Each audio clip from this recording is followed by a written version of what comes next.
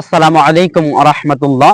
এবারে শিরিকের একটু বিষয় নিয়ে আলোচনা করব, তবে একটা উদাহরণ আসছে মুসনাদে আহমদ হাদিস হাদিস গ্রন্থে এবং অন্যান্য কিছু গ্রন্থে হাদিসটা এসছে। এইখানে রাসূল সাল্লাল্লাহু আলাইহি সাল্লাম বলছেন যে একদা দুইজন ব্যক্তি এক রাস্তা দিয়ে চলছিল।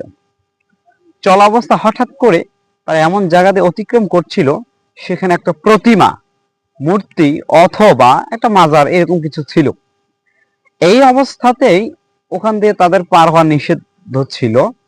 তো ওখান দিয়ে তারা পার হচ্ছেন, তাই প্রথম ব্যক্তিকে আটকিয়ে বলা হলো, তোমরা কিছু দিয়ে যাও, এখানে কিছু মানত করে যাও, এই প্রতিমা বা এখানে কিছু বিসর্জন দিয়ে যাও।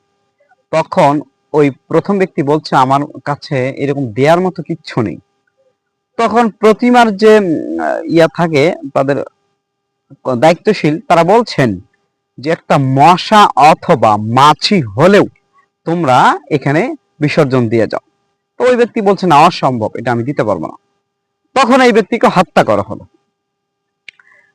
করা হলো এবং দ্বিতীয় ব্যক্তিকে বলে, তুমি কিছু দিয়ে যাও।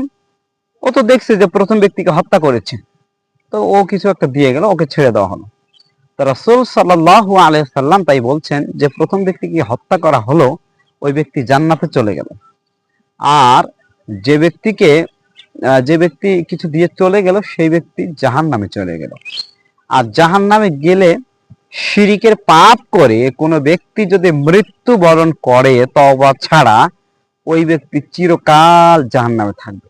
অর্থাৎ জাহান্নাম থেকে কোনো দিন ওই ব্যক্তি বের হতে পারবে না। অতএব সম্মানিত দর্শক মণ্ডলী, আপনাদের লক্ষ্য করেই কথাগুলো বলছি। এখনো আমাদের সমাজে অনেক শিরিকের পাপ প্রচলন রয়েছে। চেষ্টা করতে হবে যে কোনো মূল্যে শিরিক থেকে বেঁচে থাকতে হবে।